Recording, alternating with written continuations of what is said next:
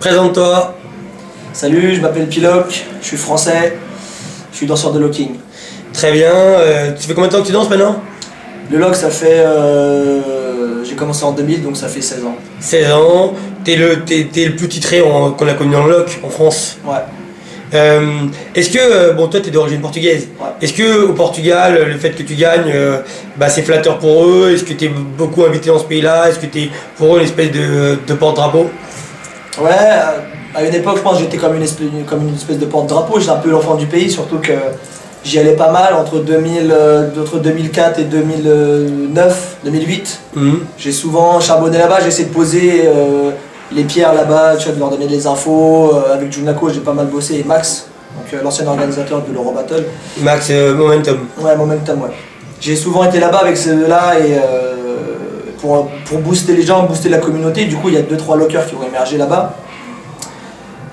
Pendant un moment, ouais, j'étais le porte-drapeau, mais après, au nom, enfin comment dire, au vu de tout, enfin au vu de tous, je suis français. Moi, je peux pas, même si je suis d'origine portugaise et que mon sang est portugais, je porte les couleurs de la France. Très bien. Toi, tu t'as déjà rencontré avec tous les OG du lock? À part Shabadou, j'ai rencontré Slim, je l'ai vu de loin, c'est de Robot. C'est le monde, ouais. Don, quelqu'un pour qui j'ai un respect infini. Greg, je l'ai rencontré, paix à son âme. Penguin, Rerun, je l'ai pas rencontré, paix à son âme aussi. Scooby-Doo, je l'ai rencontré pour la première fois au KOD, un mec mortel, j'ai kiffé.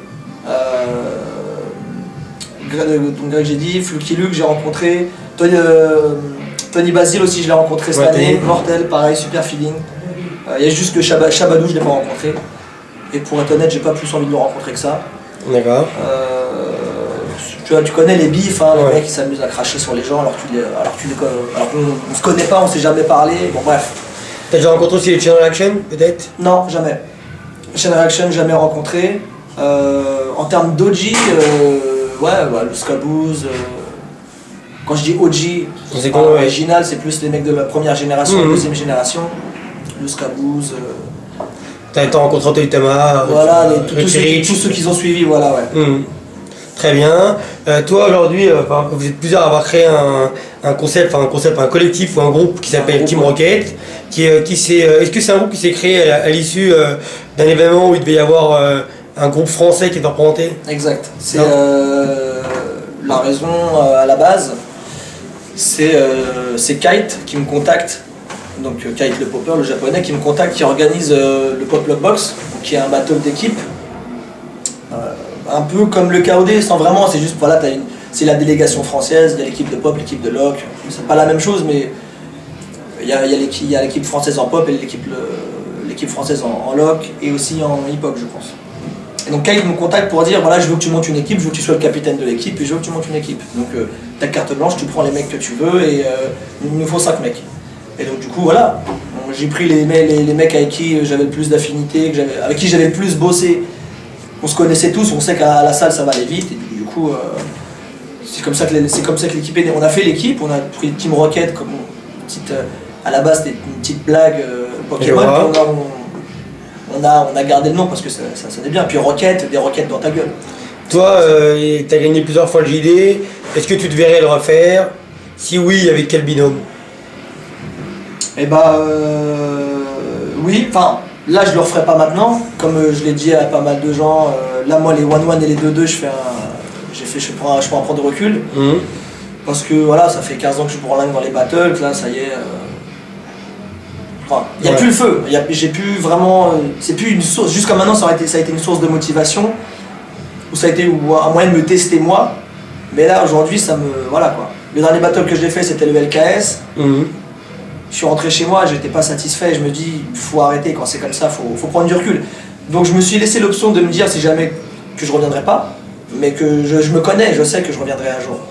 Donc je sais que je vais revenir en 1-1 ou en 2-2. Les seuls trucs que je fais, c'est les all style, comme le Knocking Toulouse, comme le KOD, comme tous ces trucs-là, ça je vais faire, ou les battles d'équipe en lock. Mais les 1-1 et les 2-2, je reviendrai, je me connais, quand je sais pas. Après, avec qui, j'imagine que ça sera avec Jimmy Soul, et si c'est pas avec Jimmy Soul, ça sera avec quelqu'un d'autre. Mais le JD, pour l'instant, c'est pas d'actualité. T'as déjà été juge au JD? Ouais. Très bien. Est-ce que, ça c'est une question que je me posais, Qui t'a déjà battu? Qui m'a déjà battu? Parce que je sais que t'as gagné tous les contests. Est-ce que t'as déjà perdu un battle? En 1-1, non. C'est vrai que je te pose la question. Ah d'accord, ok. Alors, en 1-1, parce qu'on a perdu en 2-2 en fait. Ouais. Mais en 1-1, non, jamais.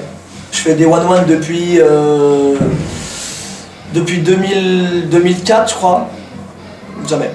Très bien. Est-ce qu'il y a des nouvelles générations en France que tu trouves fortes en loc? Ouais. Bah, il y a une grosse. C'est le côté positif et entre guillemets, c'est pas négatif, mais vu que c'est des jeunes pousses, si tu veux, là on est dans un creux de la vague au niveau du loc, où il y a de plus en plus d'émulation, mais vu que c'est des jeunes, ça manque un peu de feu, on va dire, de contenu.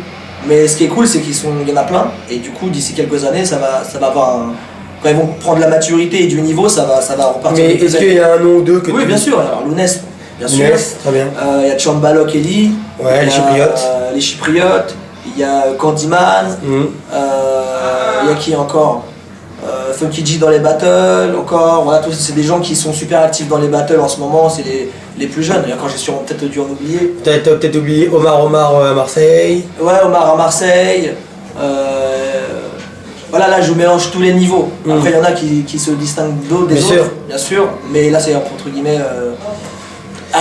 Quentin. Ouais, Quentin Yankee. Quentin Yankee, bien sûr, voilà, sûrement je vais en oublier, mais il y a des jeunes, il y a beaucoup de jeunes là, ces dernières années, ces 3-4 dernières années, il y a pas mal de jeunes qui sortent, et du coup, d'ici 5-6 ans, ça promet de bombarder vraiment, quoi. Très bien. Toi, t'es quand même l'organisateur d'un événement qui s'appelle Pay the Code to be the Boss, qui est autofinancé. Tu peux nous en parler? Alors, la raison, comment j'ai fait le Pay the Cost? En fait, l'idée à la base que je voulais faire, c'était le Red Bull BC Lock. Ok. Je dis le nom, mais en tout cas, je voulais le même format. C'était à la base, c'était prendre 16 lockers. les 8 meilleurs lockers mondiaux Ah oui, en 1-1. Pas de sélection, rien, pas de fioriture, rien à foutre. Okay. Tu prends les 8 meilleurs, le même principe que le Red Bull à la base. Ouais. C'est que tu invites les gens, battez-vous à la vie et à la mort. Mm-hmm. Bon, pour des raisons financières, bien évidemment, c'est pas possible. Parce que prendre les 8 meilleurs, ça veut dire prendre des billets d'avion, d'Asie, d'Amérique et tout ça. Donc c'est compliqué. Et l'idée, j'avais cette idée-là dans ma tête depuis un petit moment déjà, mais je me suis dit c'est pas le moment, j'étais trop axé sur les battles et tout ça. Et puis en sortant du JD 2013, et j'ai dit ok c'est bon, 3 fois le JD, j'ai fait le tour des battles, j'ai fait machin, je sais que je vais faire un break. Donc c'est quoi mon prochain objectif? Et je me suis dit c'est peut-être le moment de faire cet événement-là. Et de devenir orga. Et de devenir organisateur. Voilà, et donc du coup je suis devenu orga. Et du coup on a pensé le truc, peut-être pas comme le Red Bull BC Lock, mais à une échelle plus modeste. Mmh. Et du coup voilà, le but c'est de faire un événement de lockers, pour les lockers, par les lockers. Et bon, bien sûr je le fais, j'ai pas envie de dépendre des institutions et d'aller quémander de l'argent et tout ça machin. Donc les premières éditions, je l'ai mis des thunes de ma poche, donc c'est autofinancé. Et là avec le futur on essaie de trouver d'autres moyens de financement. Ouais, tu peux fermer au pire. Très bien. Je vois. Donc tu te bats pour ta culture, quoi. Ah, tu milites, tu finances. Je mets mon sang. On peut dire que je mets mon sang pour le loc là. Là, je suis investi d'une mission pour le loc. Divine. Ah, mission divine. Ah ouais, là, je œuvre pour le loc. En sachant que Manu a gagné 2 fois. Est-ce que c'est quelqu'un qui va remettre son titre en jeu ou ce serait plutôt un jury cette fois? Bon, bah c'est marrant que t'en parles parce que il y a rien d'officiel, ok? Il y a rien d'officiel. C'est une idée. Non, c'est pas une idée. Je vais pas dire que c'est de l'intox, mais c'est au conditionnel. Le Pay the Cost 2016 est en très bonne voie, ça va se confirmer pour très peu de temps, donc il n'y a rien de sûr, mais Manu est déjà guest, on remet son titre en jeu et il sera dans le line-up et des guests et des workshops et tout ça. Je suis obligé de lui rendre l'appareil, le mec il supporte depuis le début et il a gagné 2 fois. Donc à un moment donné, ce n'est que justice, quoi. Je le mets pas encore juge, son tour viendra sûrement, mais je le fais dans l'ordre de l'arbre généalogique, les vieux d'abord, et après on mettra les plus jeunes. Très bien. Ton événement il se décline comme une espèce de festival puisqu'il y a une conférence avant. Ouais. Une conférence qui la première fois était un peu houleuse, la deuxième fois un peu moins. Non, mais il faut que ça soit un peu houleux, ou sinon il faut dire la vérité. Les conférences, et même moi des fois j'en donne et je suis là à raconter ma vie alors qu'en fait on la connaît déjà, tu vois, ça fait chier. On aime bien... Par contre, il faut que ça soit productif, il faut pas que ça soit gratuit, mais on aime bien quand les gens sont pas d'accord et tu dis voilà, moi je te respecte, mais je suis pas d'accord. Et on a le droit de pas être d'accord. Maintenant, faut pas que ça soit gratuit. Et donc, le Pay the Cost, c'est encore une fois, parce qu'il y a mon nom derrière qui donne le crédit, donc ça c'est cool, c'est que les gens, entre guillemets, ils vont les yeux fermés parce qu'ils savent que c'est moi qui est derrière et qu'il y a forcément le crédit et le gage de qualité derrière. Et c'est vrai que je vais à l'échelle européenne, c'est un des seuls déjà, et puis le meilleur qualitativement événement de loc.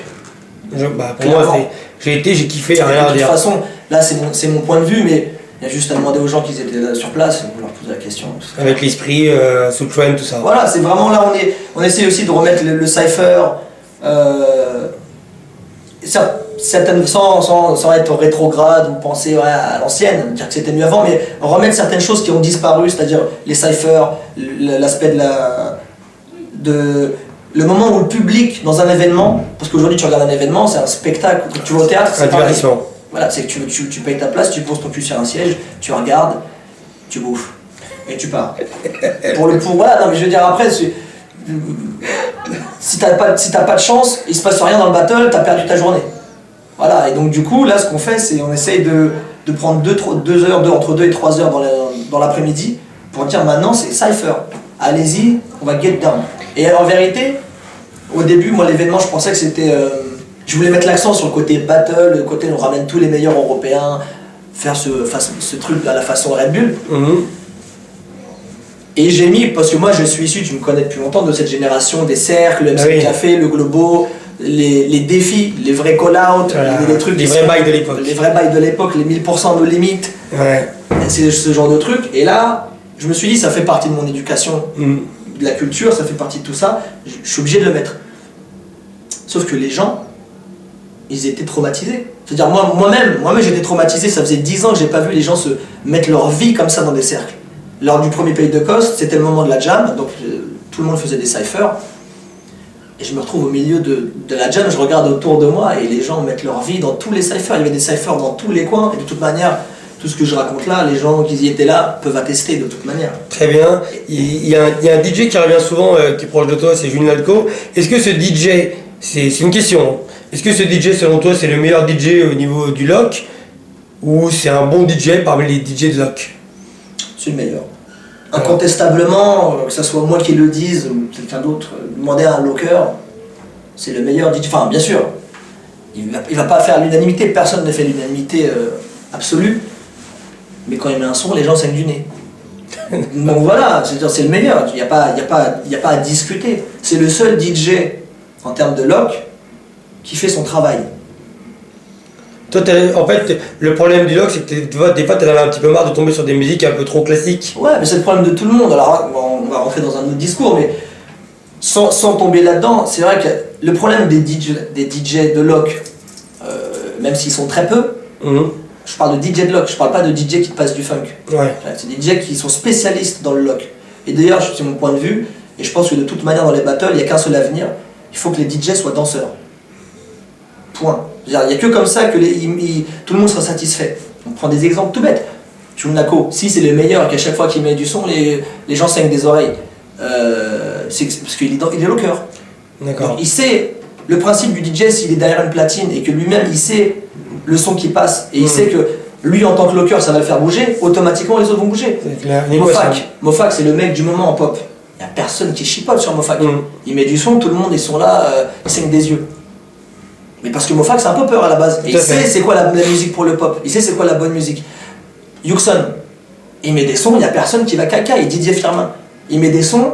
Si ces mecs-là font l'unanimité en tant que DJ, c'est pas par la grâce de Dieu. Il y a une raison concrète. Et donc l'avenir, elle est là. Le problème, c'est ce que je reprends. Ça tombe bien qu'on fasse l'interview maintenant, comme ça je fasse un petit message à tous mes potes organisateurs around the world. Il faut arrêter de prendre des DJ, disons pour le hip-hop, où le mec il est clairement DJ de hip-hop, donc il va faire du bon taf en hip-hop. Mais en même temps, je te glisse un billet, si tu peux mettre du son pour le pop et le lock, tu vois, voilà. Le mec, c'est pas son boulot. Tu vois ce que je veux dire? C'est pas sa spécialité. C'est pas sa spécialité. Donc ce qu'il va faire, comme il connaît rien, il va regarder 2-3 vidéos sur YouTube de battle de lock, il va demander à son pote, passe-moi de la funk, je vais passer ça. Faut arrêter de penser parce que c'est de la funk, c'est bon pour le lock. Moi, je déteste danser sur les breakbeats. Tu vois, bon, après ça n'engage que moi, mais c'est pas parce que c'est de la funk que ça va automatiquement bien pour le lock. Donc à un moment donné, il y a toute une recherche aussi derrière à faire. Et ça, c'est le problème des DJ, c'est que souvent, pour des raisons financières, leur gars, il amène un DJ, il va mixer pour tout. Donc il y a un style qui va tabasser, parce que c'est son domaine, mais après il va mettre un petit peu des sons à la va-vite. Sauf que le spectacle, il s'en ressent. Genre, le locker, il va... Genre en généraliste, quoi. Il va mettre un son de la disco à 4000 à l'heure, tu vas putain, il faut que je danse là. Ça va pas être super, les gens vont pas kiffer plus que ça le lock. C'est aussi ça. Je suis pas Junako, il passe un James, moi j'applaudis. C'est un James, il prend pas de risque. C'est clair. Mais au moins tu sais que le danseur il va se sentir bien. Et bien sûr, après c'est toute une espèce d'équilibre à avoir. Tu vas pas passer que des classiques. On s'est bien compris. J'ai bien saisi un peu ta philosophie. Voilà quoi. À un moment donné, il faut faire les choses correctement. Mais est-ce que toi, par exemple, dans ta façon de danser, est-ce que tu te trouves puriste, conservateur, ou plutôt novateur ou... Parce que moi je sens que j'ai l'impression que chaque mouvement que tu fais, pour la chaque fois que je te vois danser, j'ai l'impression que chaque mouvement est important, chaque truc. Ouais, mais ça c'est une autre philosophie. Je suis pas puriste, je me considère pas comme puriste au sens de... Il faut absolument que ça ressemble à du lock des années 70. Je suis pas du tout comme ça. Moi-même, quand tu me regardes danser, tu peux pas dire il danse comme le mec du Soul Train. Non, bah non. Je suis pour le développement, je suis pour l'évolution, mais là justement c'est pareil, on touche un truc en ce moment où les gens aiment trop parler, entre guillemets, ils donnent leur point de vue mais c'est pas constructif. Oui, l'évolution, bien sûr, le but de toute danse c'est d'évoluer. C'est clair. Alors, les poppers les premiers, les breakers les premiers. Ils dansent pas comme dans les années 80 dans les block parties, et les poppers dansent pas comme les Electric Boogaloo. C'est clair. Au même titre que les lockers ne dansent pas comme les lockers des 70. Mais c'est pas évoluer... Au point de faire tout et son contraire. Voilà. Il y a quand même des bases. Il y a des bases, mais il y a aussi un flow, un état d'esprit, une attitude. Je dis pas qu'il faut faire que des Scooby-Doo, que des pointes, machin. Tu peux faire autre chose, tu fais ce que tu veux, c'est le principe de la danse. Mais à un moment donné, si jamais tu fais du lock, faut que ça respire le lock, faut que ça sente le lock, faut que c'est le goût du lock. Tu peux faire ce que tu veux, il n'y a pas de problème. Si tu veux pas faire de wrist, tu veux faire des pointes comme ça, tu fais ce que tu veux. Mais à un moment donné, faut que ça ressemble à du lock. Il faut que quand je te regarde, je fasse oh, ok, c'est du locking. T'es un excellent danseur, t'es un mauvais danseur, on s'en fout. Il faut que ça ressemble à du lock. À un moment donné, tu vois, dans ce cas-là, ou sinon ça veut tout et rien dire. J'ai pas saisi. Est-ce que à un moment donné, en France, t'as sorti une espèce de no man's land où tu t'es senti un petit peu tout seul à tenir un petit peu le truc? Genre, il y avait de moins en moins de lock, moins de contexte, non? Non, non. Ça, c'est des mythes et légendes où les gens ils sont là. Non. Pareil, un truc que j'ai pas eu souvent l'occasion de dire à une vitrine ou un truc comme ça. Les gens ils pleuraient, ils pleurent, ouais, ils enlèvent le log du KB Boy, donc là ils l'ont remis. Ouais, ils enlèvent le log du KB Boy, ouais, ils enlèvent le log du Funkin' Styles, ouais, ils enlèvent le log. Donc là les lockers ils montent au créneau, ils pleurent en fait. Et moi je dis pas que c'est bien, c'est pas bien, mais il faut se poser la bonne question. La question c'est pourquoi ils enlèvent. Si moi demain je suis organisateur et que le pay de cost, il n'y a plus personne qui vient. Ou si jamais, mais je dis n'importe quoi, j'organise un événement avec tous les styles et que en house, il y a 2 inscrits. Et que le price money quand même par contre c'est, je fais venir des juges des États-Unis ou du Japon et qu'à un moment donné le price money c'est 1500 $, 1500 €. Et vous êtes 2 à venir. Ça pendant 3 ans, 4 ans d'affilée. Et qu'au niveau du spectacle c'est 0. Moi en tant qu'organisateur, je suis pas complètement stupide. Je vais dire bon, les mecs vous voulez pas venir, vous voulez pas œuvrer, vous voulez pas travailler, vous voulez pas produire quelque chose de qualité, je vais pas me saigner pour vous. Tu enlèves. Tu remplaces par quelque chose ou tu mets rien. Après, c'est ton choix. C'est ce qui s'est passé au UK. Au UK, je suis désolé, après 2006, c'était le No Man's Land. Les gens venaient, ils voyaient Pokémon, ils voyaient les Coréens, ils voyaient des mecs, spectacle incroyable, des catapultes à 7 mètres d'eau. Après, les lockers, ils viennent avec des chaussettes. Pouette. Non mais je veux dire, et les gens, pour le coup, les gens vont aux toilettes. Les gens, ils vont boire un coup, c'est le lock, c'est ennuyeux. Donc toi, tu regardes, tu vois ça. Non. Pour le UK, et c'est normal qu'il enlève. Et pour le Funkin' Style, c'est normal qu'il enlève. Mais est-ce que tu penses qu'aujourd'hui, on est obligé de s'habiller comme les lockers? Non, c'est pareil, la musique et les saps, c'est encore une fois les discours qui reviennent, genre ouais, mais non, l'évolution du lock. Le lock évolue tout seul. Il y a pas de... En fait, ce que je veux dire pour en revenir tout à l'heure, c'est il faut pas forcer l'évolution. Une évolution ou une révolution, les évolutions ou les révolutions spontanées, ça n'existe pas. Si à un moment donné il y a une révolution ou une évolution de quelque chose qui se passe, c'est l'achèvement d'un long processus de quelque chose. Non mais c'est la vérité, c'est pas genre aujourd'hui je danse comme ça, demain je fais du log 2.0 et je change tout pour tout. C'est pas possible, ça n'a pas de sens. C'est parce que, regarde les poppers c'est le parfait exemple. C'est toute une continuité qui sont passés par plein d'étapes jusqu'à arriver aujourd'hui où les mecs ils dansent sur des broken beats, sur du dubstep et les gens kiffent. Et c'est bien parce que c'est de qualité. C'est pareil par rapport au sap. Les gens, ouais, mais on n'est plus dans les années 70, les rayures et tout ça, nanana. Maintenant, je te mets au défi en France, hein, je parle à la France. Trouve-moi des rayures dans un battle. Trouve-moi des chaussettes dans un battle. À la limite, je me considère comme des plus old school en termes de sap, bien que je ne suis pas. Mais quand tu regardes les gens comment s'habillent en général, je suis encore avec une gavroche. Je mets des barracudas, c'est-à-dire des pinces. Je reste un petit peu encore old school. Tiens, les gens aujourd'hui mettent des slims, mettent des trucs, ils mettent des roues de laveur. Ça n'a plus rien à voir avec la salle des années 70. Pareil pour la musique. Là, Jun Nako il est en train de faire un travail de fond et il ouvre la porte à tout plein de DJ. Les classiques, ils passent. Et du coup, quand ils passent, les classiques, ça nous fait du bien parce que ça fait longtemps qu'on les a pas entendus. Ouais. Et ce truc de... On peut danser sur de la musique hip-hop. Oui, non mais... Alors, c'est pas nouveau, donc comme on faisait dans les années 80. Il n'y avait pas de musique, donc on dansait bien en baggy ou j'en sais rien. C'est-à-dire, c'est là où je veux en venir. C'est que on le sait tous, qu'on peut tous danser sur n'importe quel type de musique et qu'on peut tous s'habiller comme on veut. Personne nous l'a appris, c'est la logique. Mais... Ah oui, c'est ça le truc. C'est qu'on reproche, ouais, les lockers pendant longtemps ils sont restés genre... avec la panoplie. Pour reprendre Baba, Hibernatus. Faut bien comprendre. Les poppers, ils ont suivi le même, même cursus. Le même cursus. Je mets ça entre parenthèses. Aujourd'hui, il n'y a plus personne qui s'habille comme avec l'étoile de shérif et tous les trucs des lockers. Ouais, les gars. Les Boogaloos, ils sont arrivés en France. Ils ont dit écoutez, voilà, le popping, le Boogaloo, c'est comme ça. 98. Hush Puppies, costard, chapeau. De 2000 à 2000, à 2000 je sais pas combien, et tout le monde faisait du Boogaloo façon Poppin' Pete, façon Skipper Rabbit. Hush Puppies. Donc c'est la même chose. Enfin, il y a eu quand même de la résistance. Claise. Bien sûr, bien sûr. Il y a eu des gens. Mais je parle en majorité. Ouais, en majorité, c'est vrai. On est d'accord là-dessus, il n'y a pas de souci. En majorité. Mais pourquoi? Parce que les gens, quand tu commences la danse ou quand tu prends compte de certaines choses, tu essayes de te rapprocher de la source. Bien sûr. Et moi, si jamais, quand j'ai commencé le lock, je me suis dit, j'aurais pu très bien continuer et m'habiller comme vagabond. Avec des survêtes, m'habiller en b-boy avec des casquettes, machin.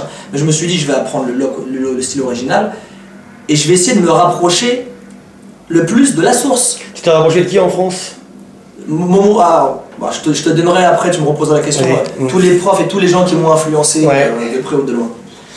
Mais quand tu commences quelque chose, n'importe quoi, tu essaies de te rapprocher le plus de la source. En l'occurrence des lockers. Bien donc, sûr. Forcément, tu kiffes, tu mets des chaussettes, tu essaies de le ressembler. Et avec le temps, tu te détaches. Normal. Mais c'est ta personnalité. Voilà, c'est le cheminement normal. Les poppers, ils ont fait pareil. Ils étaient tous en borsalino, en costard, en zone suit, Hush Puppies. Tout le monde faisait le Fresno. Tout le monde. Aujourd'hui, les mecs, ils sont là, ils s'habillent en Jordan, ils mettent des... Je sais pas comment ils s'habillent. Et le locker, c'est pareil, quand tu regardes aujourd'hui. Je vois. Donc c'est normal, à un moment donné, que tu vois des rayures. Le seul problème par rapport au lock, moi, ce que je reproche, c'est pas tant de la musique, c'est pas tant les saps. Les lockers eux-mêmes, c'est eux, c'est de leur faute à eux. C'est que le niveau n'est pas assez haut. Les lockers ne sont pas assez bons. Ils ne font pas le travail. Parce que les poppers, comment tu vas avoir un battle de pop, eh ben, chaque battle, il y a du lourd. Et ça, j'ai déjà eu cette discussion plein de fois, c'est que si jamais... Tu parles en France ou tu parles international? Je veux parler à la limite en France. Donc, je pourrais très bien parler à l'Europe. Hein. Je peux très bien dire à l'échelle de l'Europe. Mais c'est juste qu'à un moment donné, quand tu vois quelqu'un de péter sur scène, tu regardes et tu te dis, mais c'est trop stylé, je vais le faire. Parce qu'on a tous commencé à pratiquer quelque chose parce qu'on a vu quelqu'un de stylé c'est sûr. le faire. Une influence. Voilà, tu vois un mec péter, tu vas dire, non, j'ai pas envie de faire ça. C'est normal. Et ben en lock, c'est ce qui se passe. C'est pas pour tout le monde, mais qualitativement parlant, quand tu regardes un battle de lock, tu dis putain, ça te transcende pas, tu dis pas putain, ouais, le lock c'est stylé de ouf, parce que les lockers eux-mêmes font pas le taf. Je vois. Alors que si jamais ils seraient bons, quand les poppers ils sont là, quand les breakers ils sont là, les mecs ils font taf, je peux dire que les jeunes, quand ils commencent, ils s'identifient à eux direct, parce qu'ils ont envie de faire ça. Et il y aurait plus de programmateurs qui Mais c'est l'effet boule de neige. Si jamais tu produis quelque chose de bon sur scène, c'est retour sur investissement. Les jeunes vont vouloir faire pareil, donc vont se donner les moyens, vont travailler, vont devenir eux-mêmes forts, vont inspirer d'autres jeunes, la communauté grandit et le niveau grandit. C'est clair. Et ouais, donc voilà, tu vois, c'est pareil pour la SAP et la musique. C'est un exemple que j'ai sorti 10 000 fois. On peut dire tout ce qu'on veut. Tu prends le mec habillé comme Don Campbell dans les années 70, la panoplie complète du locker, un clown. Tu vois, tu le fais danser sur le son le plus grillé du lock, Disco Connection, Isaac Hayes. Le son, on a vomi, on veut plus l'entendre. Ça y est, la vie, je crois que celui-là, il est grillé. Et bah, je mets mes bras à couper. Ce mec-là fait le meilleur passage du monde. Il n'y a pas une personne dans le public qui va dire « Oh, la musique, quand même, c'était nul ». Les gens vont dire « Oh là là, le mec, il est trop fort !» Pourtant, il est habillé comme un sac poubelle. Et danse sur une musique qu'on ne peut plus entendre. Parce que, quand on va voir un battle ou un spectacle ou n'importe quoi, on regarde la danse en première instance. À partir du moment où tu commences à écouter la musique et à chipoter sur le DJ et à chipoter sur la SAP, c'est que la danse, le taf n'a pas été fait. Point. D'accord avec toi. Fin de l'histoire. Le reste, c'est de la philosophie, c'est des salades, c'est des gens qui essaient de se trouver des excuses. D'accord. Est-ce que toi, t'as déjà rencontré, est-ce qu'il y a des gens qui t'ont déjà fait des critiques sur ta façon de danser par rapport au OG? Par rapport au OG? Ouais, c'est-à-dire qu'il y a des OG qui t'ont déjà dit ce que tu fais Shabadoo, Suga Pop, ouais. Ok, très bien. Bon, en négatif. Ouais, voilà, après, bon. On s'est compris, en négatif. Voilà, ouais, oui, en négatif, bien sûr. Sinon les autres, tous en positif? J'essaie de réfléchir d'autres gens. Ouais, sinon, ils sont toujours positifs, les gens. Ouais. J'ai mis Scooby-Doo, c'est le dernier que j'ai rencontré, j'étais agréablement. Enfin, on se connaissait pas, et puis. J'ai eu un bon feeling, bien sûr, il m'a félicité, enfin, il m'a complimenté, je m'y attendais pas. Mais, parce que souvent, ils te complimentent quand tu les as big up, ou. Ouais. Là, c'était gratuit, en fait, je m'y attendais pas, et pour le coup, même humainement, j'ai pris le temps de discuter avec lui, de le connaître.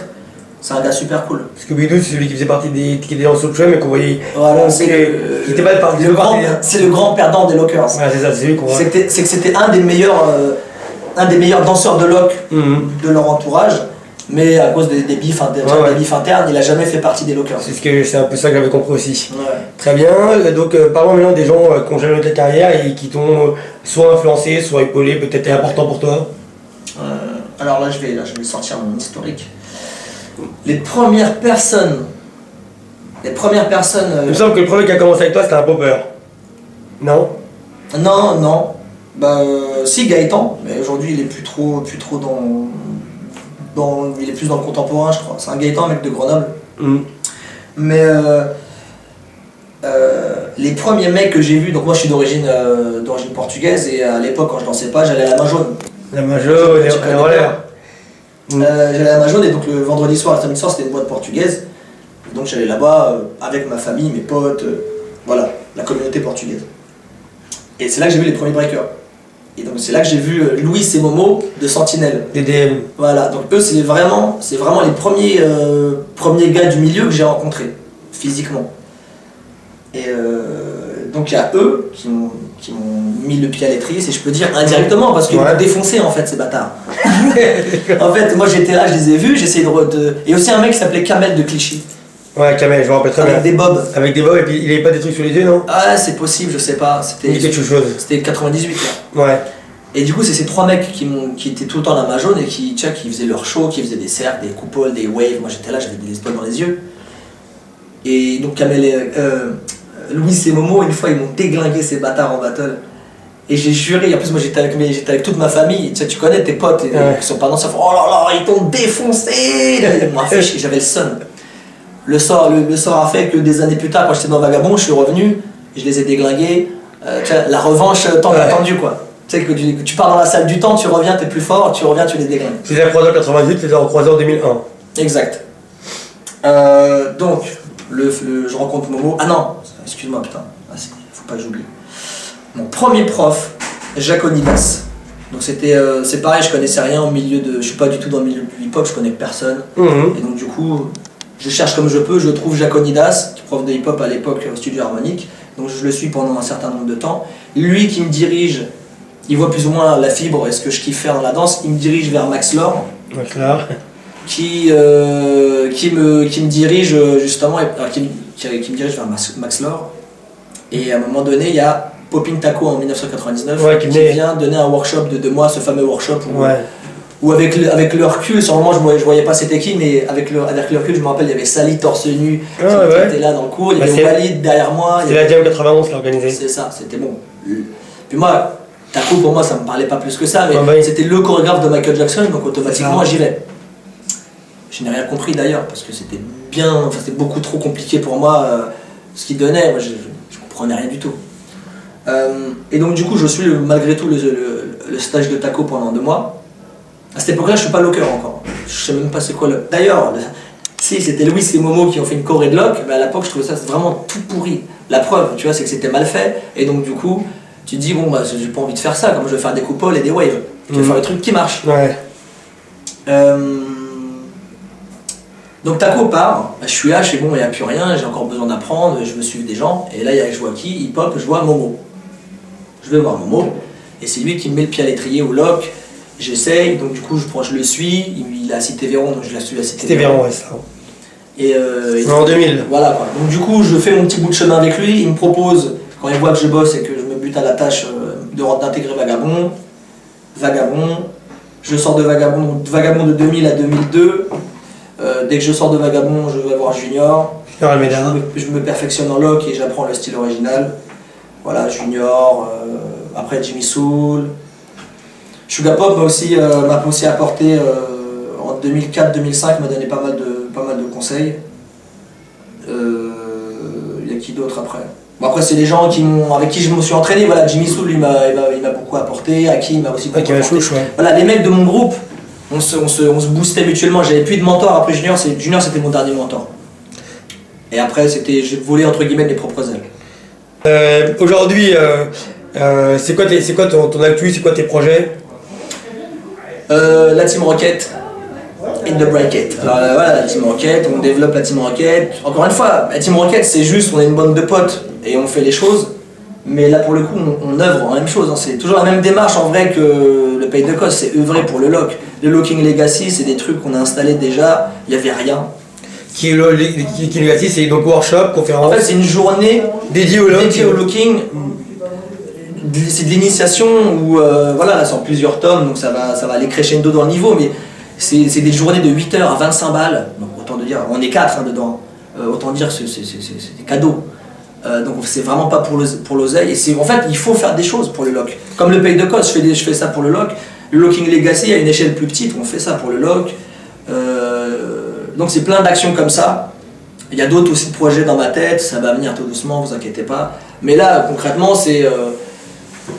moi, mes projets, c'est le Pays de Cos, la Team Rocket. Moi, toujours, parce que je fais pas de battle, mais je continue à m'entraîner.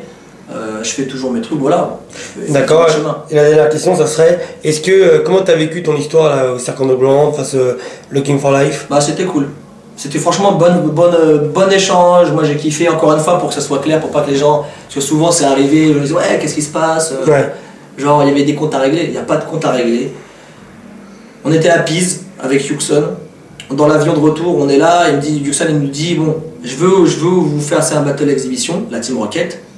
Contre qui vous voulez danser. Et nous, de toute manière, pour qu'il y ait un battle un petit peu qui vaille la peine, la seule équipe, en termes d'équipe, qui valait le coup, quand on se disait les seuls qui vont répondre correctement en tant qu'équipe, c'est Looking for Life. C'est l'équipe qui avait au KOD. KOD. Voilà. Et donc voilà. C'est même pas une histoire de vouloir faire une revanche contre eux, parce que de toute manière, on va se recroiser, c'est pas le problème.